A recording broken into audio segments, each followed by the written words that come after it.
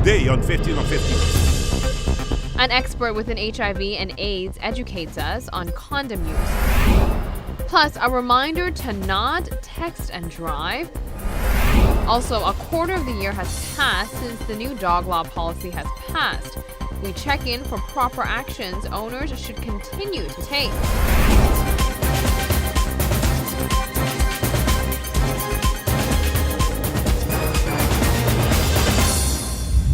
Thank you for joining us. I'm Yentl Lieuw. An expert within the HIV and AIDS research team says Aruba's mentality regarding the viral infection needs to change. It is considered a major taboo on Aruba. Furthermore, prevention is much more effective. Here is the doctor's word of advice on condom use. I have two advices. First one is always that you have sex with someone, protect yourself. Because you never know. And I have 1 week in my head the sentence all the time, and I said to Marilu, better safe than sorry, better safe than sorry. And it's true. You don't know, maybe you know who are you having sex with. And of course I cannot say to former couples that are together for 20 years, no, you should use condom. No, you should trust each other and cross fingers. Dr. Elena lays down the facts. Having unprotected sex with strangers or acquaintances is just not worth it.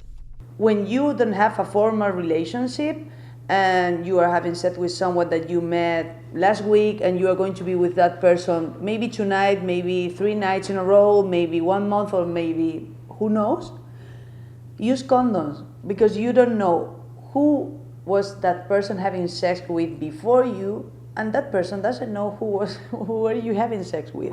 So every time that you have sex with someone, you are having sex with that person and his past or her past. Everyone has a list. Everyone has a history. You can never be sure who everyone has been intimate with, so protect yourself. I explained the other day, if I have sex with these 3 people this month and they got other 3 people from any of, I'm saying 3, it can be 5, it can be 10. I have patients that had 200 couples in 1 year. So every chance is 2 or 3 more people, or 5 or 10 or 200. And then it's like, okay, I had sex with 3, but in fact I had sex with the whole island at the end.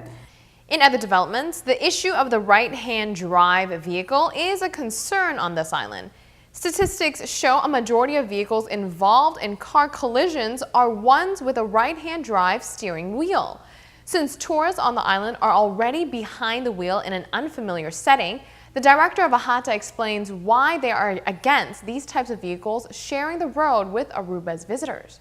Jim Heppel, representing Aruba's Hotel and Tourism Association, put his pen to paper to illustrate to me why right-handed steering wheel vehicles are dangerous. The situation is quite dangerous for visitors because clearly, with virtually all of the people who are renting cars coming from overseas, it's really only the Dutch visitor who's comfortable with the road signs. I mean, the American visitor, the Latin visitor, they don't know in many instances what all of our road signs mean. They've got an idea because they're, to a certain extent, they're international signs, but the language for them is unknown.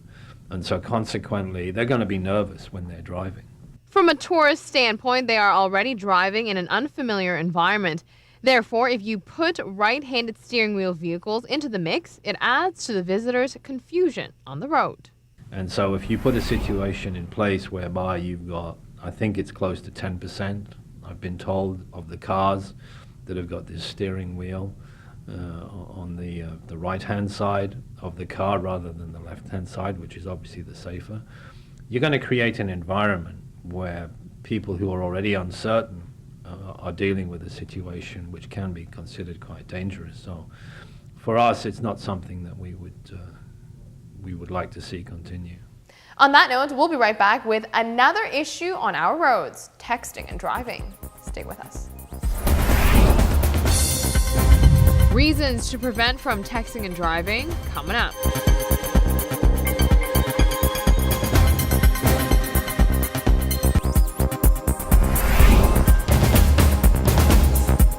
Drivers are aware of the dangers of texting and driving. However, many are still guilty of this act.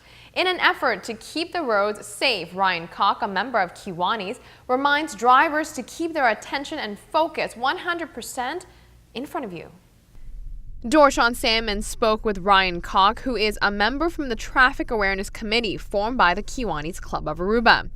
He says the most frequent offenders of texting and driving are young people. 50% of drivers under the age of 35 and who owns a phone do text and drive. When texting, the driver is manually, visually, and cognitively at a disadvantage, being behind the wheel. When you text and drive, you indeed use all those distractions at the same time. And according to research, the average time that you are distracted is 5 seconds.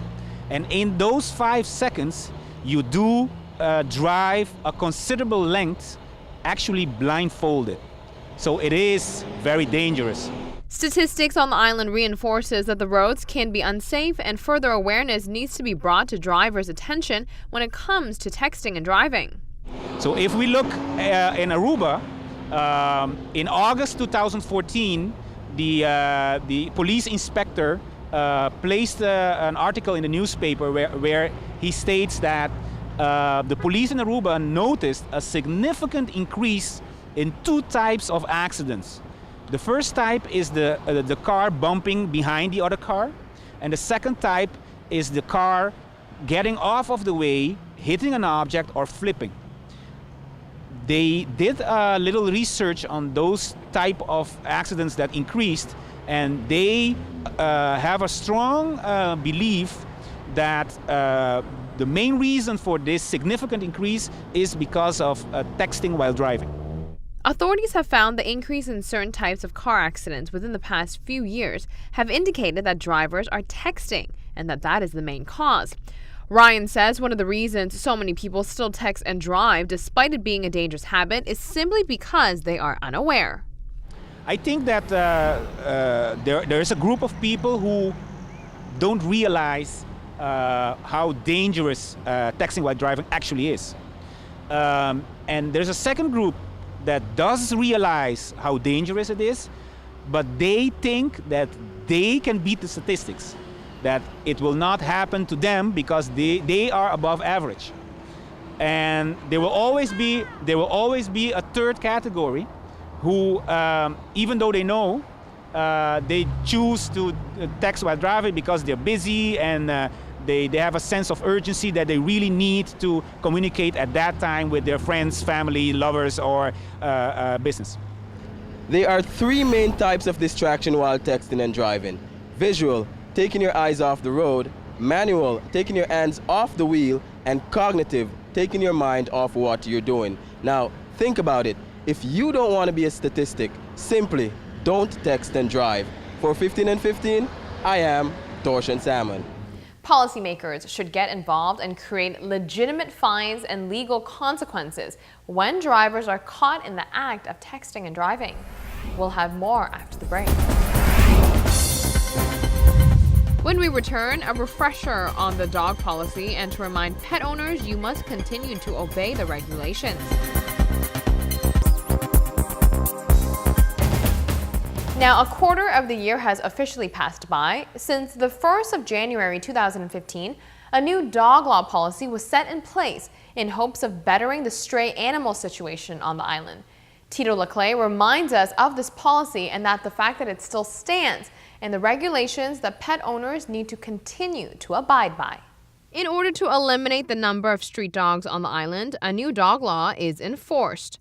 The control teams are patrolling various neighborhoods to ensure pet owners are aware and are abiding by the new law. What we're going to do basically is go on the streets and talk to the people and make sure that they are complying. If they have information, give out the information. But if they're not compliant, we're basically checking out if they're in compliance. If they're not, they'll be fined, they'll give warnings, and worst case scenario, as I said, they'll pick up their dogs. We know there are locations in the island that are more inhabited by more dogs than others. And for those dogs, for those areas, we know about them, and they have been notified, and the groups that are going out to check on these will handle accordingly and make sure that that problem eventually is also solved. Various groups are being trained on the procedures in confronting dog owners, issuing the fines, as well as taking in the dogs. Police and other groups are currently in training. Some have already been trained. They know exactly what the law entails, how to deal with dogs that they encounter, and how to deal with the people that they encounter, and what to say and what to do when they get to such a situation. The committee behind the new dog law is aware there will be irresponsible pet owners who won't comply to the rules and will not claim their dogs after they are impounded. This is out of the committee's control, so they can only hope for the best. Of course, you have situations where people decide to no longer have their dogs. They make a choice. They make a choice that it's much of a hassle to pay fines. You would have these people. They would let their dogs go on purpose and not have any responsibility, nothing to do with the dog. It's a shame, but the reality is that people will do that. They are doing that too. But we hope that that's the minimum, that's the bare minimum of everybody in Aruba. And the majority takes better care of their dogs and is taking good care of their dogs, that they don't have to deal with that situation.